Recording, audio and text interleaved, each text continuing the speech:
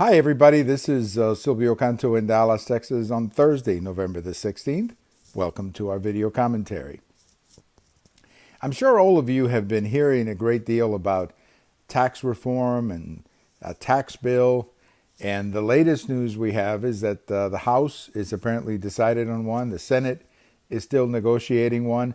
I was reading something from Newt Gingrich where he says the two bills are actually very similar. Which may very well be true. I have not read them. I'm sure the speaker knows a lot more about it than I do. Or I should say the former speaker, Gingrich, knows a lot more about it than I do.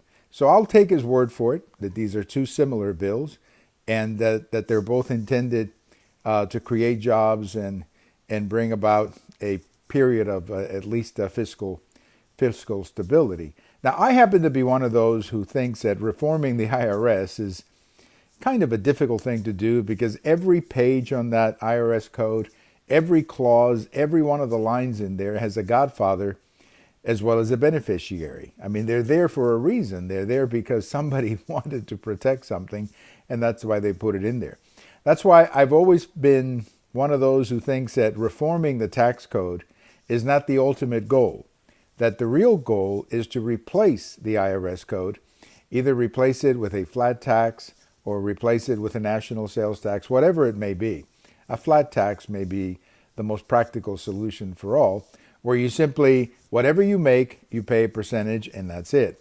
No deductions, nothing else. Now, a lot of people I know are going to find that difficult because if you're in business, do you get to deduct your expenses and all of that? I think if you make the flat tax low enough, I can tell you as a small business person that if you make it small enough, I really would be happy to waive deductions if that's part of the deal. But the bottom line is that whatever comes out of this tax reform, I think it has to, at least right now, accomplish two objectives. Number one, we need a little fewer brackets. We need basically more simplicity in the brackets so that maybe we have two or three brackets and that's it. So that's the first one. The second thing that needs to come out of this is we need to have some kind of an incentive for people to bring back, for companies to bring their dollars back into the United States. Right now, a lot of companies are holding their dollars overseas because of tax reasons.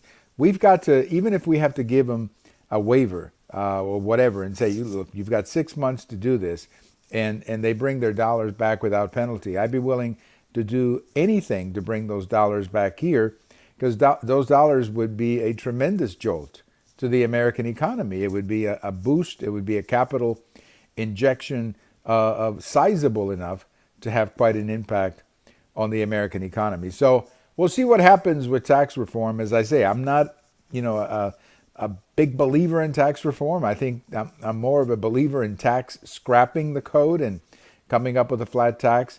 But maybe this is the first step toward a flat tax eventually.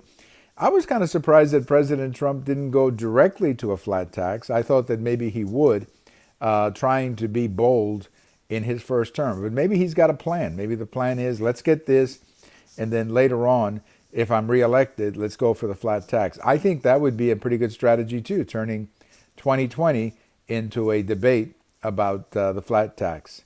Well, we'll see what happens over the next few weeks with taxes. If they can get something done by Christmas time and have the president sign it this year or early next year, I'll be happy with that. I think any tax reform is going to be positively received by the business sector, which will then turn around and promote the economy by itself. And if we can have a booming economy or a strong economy by the spring or summer of 2018, obviously that's going to put the Republicans in a pretty good position for 2018. So we'll see what happens. It's always complicated when you talk about taxes. This is why they only do it every 30 years. I mean, some of us are old enough to remember the Reagan tax reform. That was in 86. And before that, I don't know. I think you have to go back to the Kennedy years in the 1960s. So it's hard to do these things, which is why they don't happen very frequently. Have a wonderful day, everybody. This is Silvio Canto in Dallas. Thank you for watching. We have these commentaries over at YouTube. We also put them at Twitter. And we also put him at my blog. Thank you so much and have a wonderful day, everybody.